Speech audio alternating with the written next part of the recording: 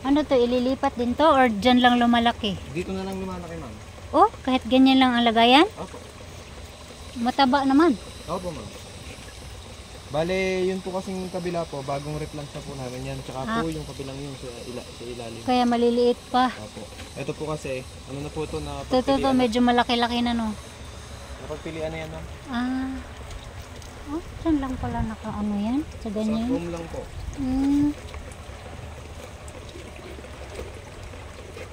Tapos, lumalaki po yung lettuce sa tulong na lang po ng tubig. Tubig. Ano yun? Ganito may ano kayo para mag ano ng water in case of tag-init. Apo, ma'am. Ito. Dito po nanggagaling yung tubig po. Ah, Sa okay. vacuum enhancer po. Yung mga Bale, maliliit. yung tubig po na ito, nanggagaling po doon sa pan. Inoon nyo. Opo. Doon. Ah, kaya pala may mga ganyan. Bale, yung tubig po yun, ma'am, wala na pong patayan, tuloy-tuloy na po.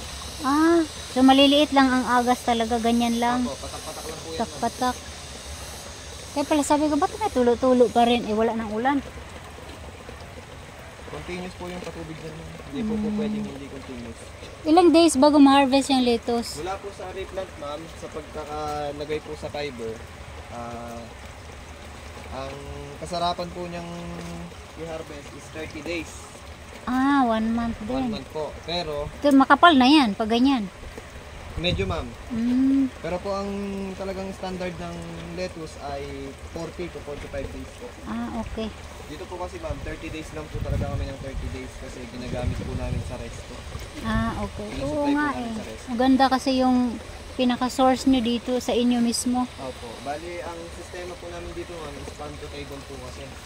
Ah, okay. So organic talaga siya, no? Yes, ma'am. Kasi hindi po kami pwedeng mag-spray ng fertilizer kasi maapektuhan po yung aming tilapia. Oo, yung isda din. Hindi to talaga binububungan? Ganito lang siya? Hindi po, ma'am. Kailangan po ng lettuce ng Init-init. direct sunlight kasi Ah, babad okay. po sa tubig. Intindi rin, no? Kaya ano yung masyadong Matrabaho po. matrabaho. Kasi isa-isahin mo. Biruin mo yan. Pag nag-harvest kayo, marami kayo nag-harvest. Ano lang, ma'am? Or depende lang sa order. Depende lang po sa order, ma'am. Hindi po Ah, kasi namin binibigla. Ah, okay. Kunyari, may order ngayon, tapos kukuha lang kayo agad. Opo. Ah, okay. Ano lang po kasi, ma'am, nauubusan lang po kami ng supply ng lettuce kapag nagpa-picking po kami. Ah, okay. May picking season po kasi kami. Anong month yung picking season nyo? Wala kami susunod na month, ma'am. Bale, Anytime? kung kailan po may available na lettuce, nagpapapick po kami. Ah, okay. So ngayon, hindi pa gaano maraming lettuce. Opo, kasi Yun, po, kukunti pa lang. naapektuhan po rin kami ng bagyo, ma'am. Oo nga, Kaya po no? nalugi ng aming lettuce. Oo dahil nga. sa bagyo. So, ang grabe ang ano pala, damage. Opo. Sa lakas po kasi ng hangin, nababad po yung aming lettuce. Oo. Nabulok po yung dahon. Agoy. Kaya pala parang laging matulo dito. So, dito lang pala nanggagaling sa maliit na ano. Ito naman, ma'am, yung aming mga reject na lettuce na ganito, pinapakain po namin sa tilapia. Okay din yung pagkain niya. Opo. Organic. Organic din po. Tingnan nyo, ma'am, kumakain po ito ng tilapia namin. Sige. I-vlog ko kasi ito eh. Ang dami. Sayang din yung reject. Ang dami din. Opo, pero hindi naman nakakain na ito, ma'am. Sa bagay. Ma'am, ingat po. Nga eh, madulas.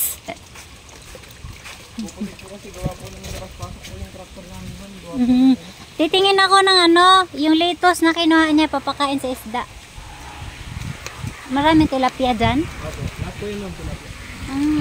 So, iba-iba yung laki. Opo. Ay, ang galing.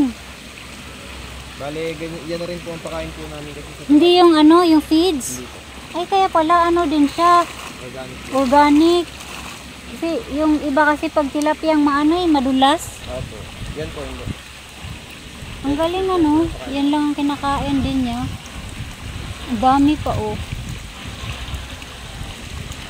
Malalaki yan, ma'am. Doon po sa may pond number 4. Nandun po yung pinakamalalaki namin. Ah, okay. May panglima pa eh.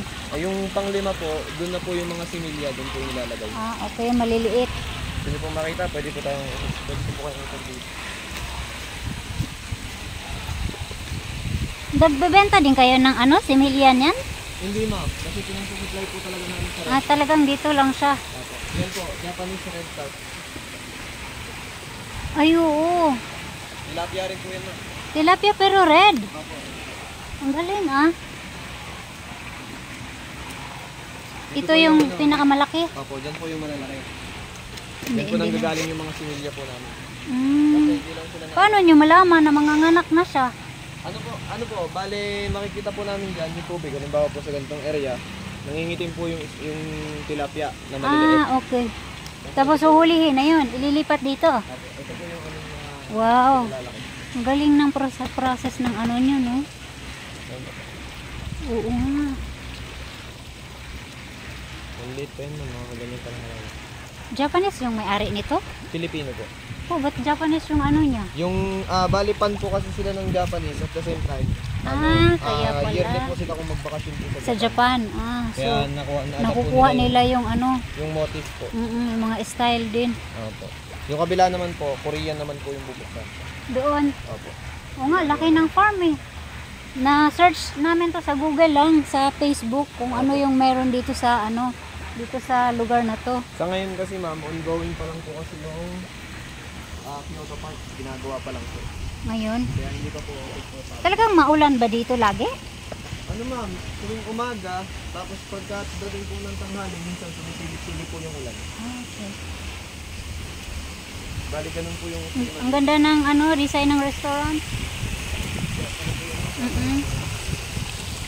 Ito nga po yung baba, sa ano lang po yun, kaka-open lang po yung kanya. Kahapon. Ito? Apo. Ah, okay. Bali extension po yun. Tamang-tama pala yung punta namin, ka-open. Sige, salamat. So, ma'am, ingat lang po kayo dun. Oo, sige, sige. Thank you.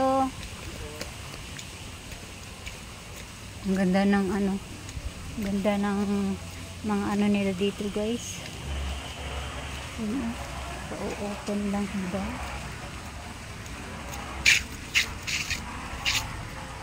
Open.